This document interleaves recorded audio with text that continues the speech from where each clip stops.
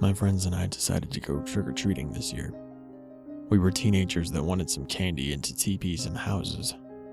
We lived in a massive neighborhood, so there was a lot to go around.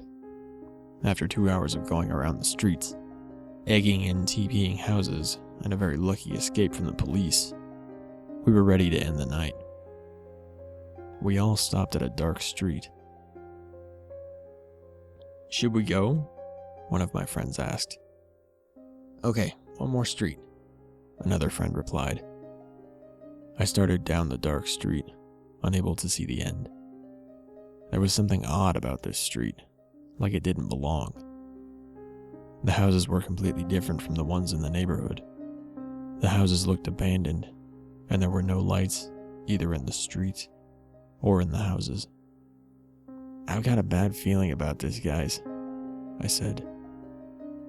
"Don't be a pussy, David. We're just gonna egg some houses and leave. If they do call the cops again, we'll sneak out of here. This place is freaking pitch black," my friend replied. We walked down the coal-black street, joking around and telling ghost stories, as I just couldn't help feeling watched. Houses looked very different and didn't look stable. I knew something was up. I just knew it. The light from the other street began to become dimmer and dimmer. "Okay, here." We took a bag full of eggs and toilet paper. We were cursing and having fun. I almost forgot to be worried. A loud noise echoed in the street. "What was that?" I asked. "Everybody hide now!" my friend yelled. I saw all my friends scramble around the block. I hid behind a rusty trash can, looking over the edge. I couldn't see anything because it was so dark. I only could see a blue outline of the houses. I took out my phone for some light. No signal at all on my cell phone. Didn't they build over a dozen cell phone towers all over the area? I shined my light towards the street.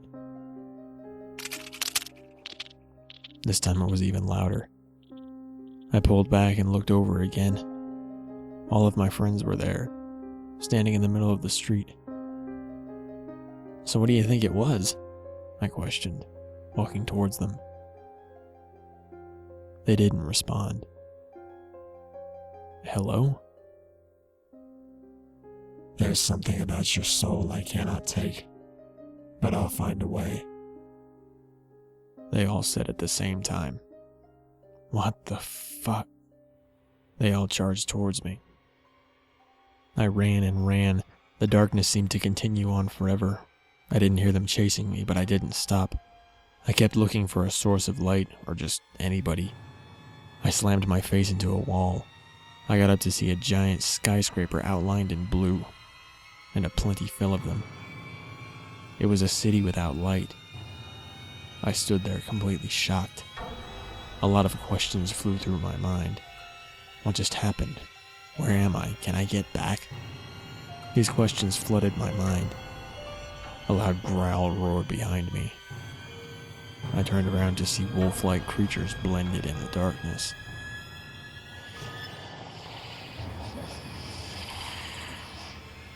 "Shit," I whispered to myself. I stood there looking straight at the creature. I regret my decision after that. I ran as fast as I could, hearing the creature's paws hitting the ground. I stopped at an alley. "I think I'm okay," I said to myself. "You're far from okay," said a similar voice. I turned around to see an army of people standing. I tried to run, but another group blocked the other side of the alley. A tall man stood in front. He was dressed in black and was wearing a hoodie that blocked his face. "What do you want from me?" I yelled. "I want your soul, like I did with all your little friends here. I use this realm to capture as many souls as I want." "You bastard," I yelled back. "You're different. Your soul is special and very hard to get. And what makes it harder is that you're protected. But no soul is strong enough to keep me out. Get ready to become my puppet. Then, they closed in on me.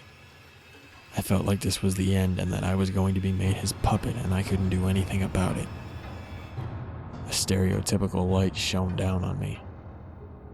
Not him again, The tall man said. I woke up in my bed with my bag of candy and leftover eggs from last night.